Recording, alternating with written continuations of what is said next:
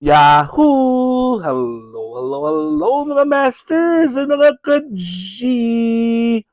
Good morning po sa inyo lahat dyan sa Pilipinas at sa buong Asian countries. At kung saan man kayong napalop ng ating daigdig, ay hayaan nyo muna kami ni G, the green girly cutie patuti iguana, na batiin po kayo ng good morning, good noon, good afternoon, good evening, at good night na po sa mga ready ng matulog. At welcome po sa ating December 26 edition. Today is a Thursday and ng ating G and Daddy Health and Lifestyle Tips. Ayan po at nag-celebrate po tayo ng Christmas kahapon at dito sa amin sa El Paso, Texas at sa US ay Christmas Day pa rin. Pero sa inyo dyan sa Pilipinas ay already September 26 na po. Alright, so continue tayo sa ating lecture. So, nag-lecture po tayo about hyperglycemia or the presence of sugar or glucose in the blood. So, kung may condition po tayong tinatawag na hyperglycemia, meron din tayong kondisyon na tinatawag na hypoglycemia. Alright, so hyperglycemia is the high blood glucose levels, while hypoglycemia is the low blood glucose levels. In people with diabetes, so may mga taong may mga diabetes, low blood sugar levels requiring treatment are usually less than 70 milligrams per deciliter. This recommendation can vary from person to person. So may mga tao naman po talaga, mga diabetics, pero sila po ay meron silang low blood sugar. Kailangan, criteria is dapat below 70 milligrams per deciliter po. Okay? Very low blood sugar levels can be harmful. Delikado po yan. Very harmful po yan. Okay? And require immediate treatment. Kailangan talaga ng immediate treatment po yan. Some symptoms of excessively low blood glucose include, ano po ang mga symptoms? At ba mga masters at mga kajiya, may mga simptoma po ito. Ang pinakauna na symptoms na very low blood sugar glucose level is, number one is mabilis po ang kanilang heart rate. Fast heart rate. Fast heart rate, mabilis po. So hindi po siya regular lang na beat. Mafe-feel niyo po kasi parang mabilis ang heart rate niya. Okay? So number two is pale skin. So yung kanyang balat po ay pale. Hindi po siya mapula-pula o mapinkish-pinkish yung balat niya. Especially yung sa mukha at sa kanyang sa palad ng kamay. Shakiness. Ayun po, may mga tremors po, mga masters and mga ka-G. Tremors or shakiness. Anxiety. So anxiety, very anxious ka po. Lahat ng mga galawan mo po ay parang kumakabog-kabog po yung dibdib mo. Parang hindi mo alam kung paano mo i-manage yung iyong sarili. Anxious ka. Sweating. Ayun po ay nagpapawis, pinapawisan ka. Buong katawan mo ay pinapawisan, lalo na po yung iyong kilikili, lalo ng kamay mo at sa paa mo. Yun po, mga sweating. Hunger. Ayun po, gutom. Palaging gutom po yan. Or sa oras na inatake ka po ng low blood sugar mo, ay gutom na gutom ka, parang gutom ka. Okay? Irritability. So, irritable ka po. Maliban po sa anxious ka na at nagpapawis ka na, irritable ka pa. Lahat ng kahit ng mga temperature sa paligid mo, konting palit na ng temperature po ay parang irritable ka na. Sa konting amoy lang ng kung anong niluluto dyan or sinasabi ng kasama mo or kung minsan po ay konting ingay lang po ay para sa iyo ay sobrang ayaw mo na talaga, irritable ka. If blood glucose levels become severely low, pag super low na talaga ang ating blood glucose level, the brain can stop functioning properly. Pwede palang mag-stop ang brain sa pag-function properly. This can cause symptoms such as, ito po mga masters at mga ka-G, pag super low talaga ang iyong blood sugar, okay, pwede ka magkaroon ng confusion. Confused ka na. Halimbawa, nakaupo ka sa iyong kwarto, Okay? So nakaupo ka. Nung inatake ka ng sugar mo na mabababa, ay hindi mo na alam kung saan kwarto ka na o saan ka na nakaupo, kung bakit parang nawala ka sa sarili mo. Confused ka na po, hindi mo na alam kung saan ka. Ayun, si G natin, inaantok ko. Blurred vision. Ayan po, blurred na po yung vision mo mga masters and mga ka-G.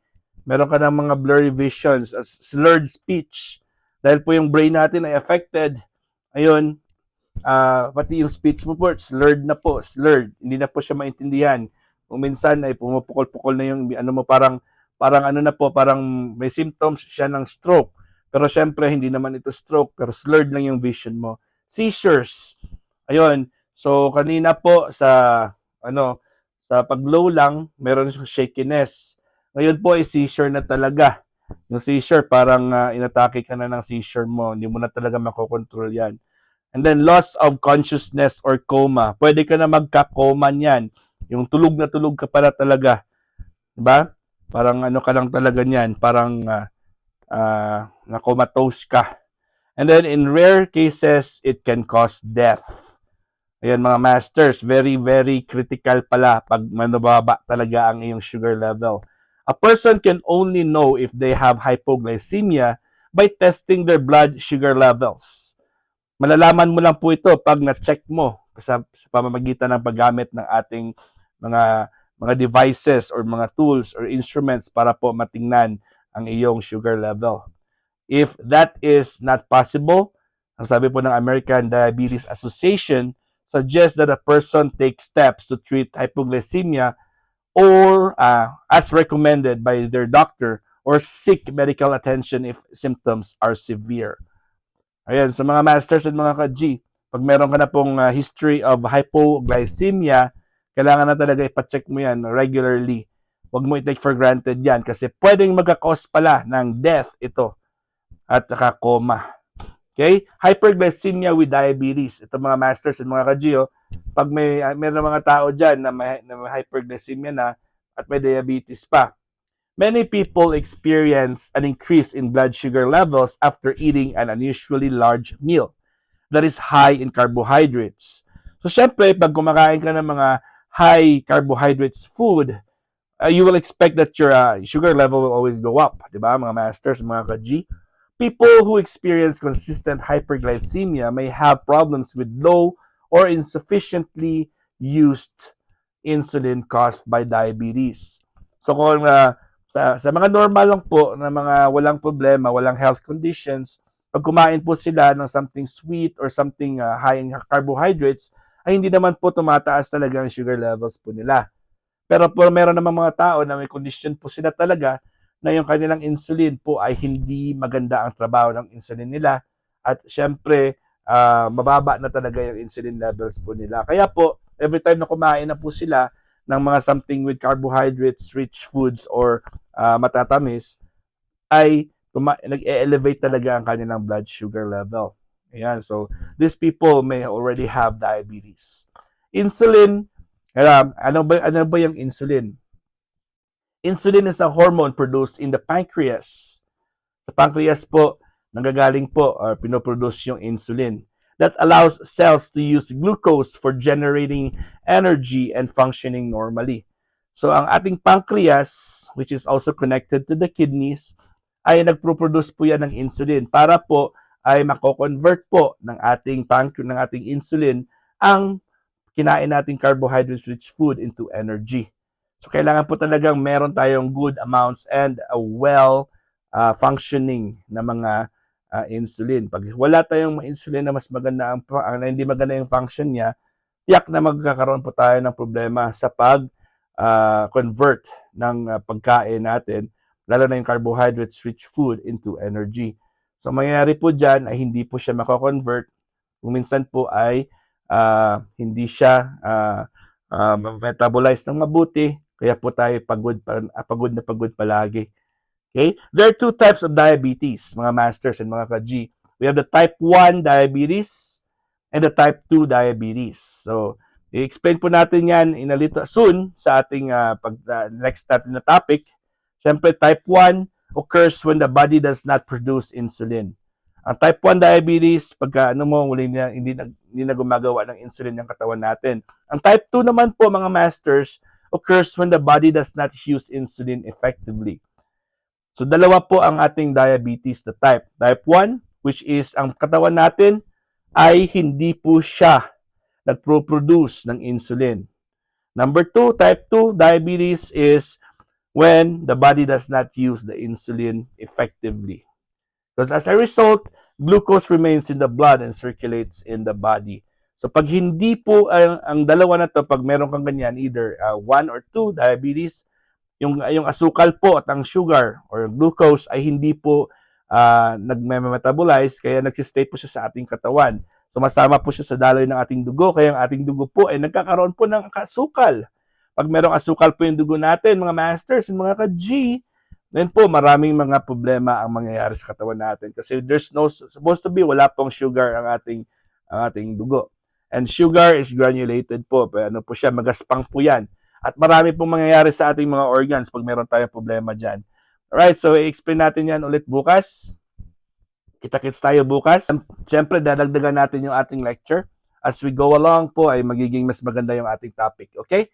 So, yes. At very excited na rin po ako kasi everyday po meron tayong mga magagandang topics.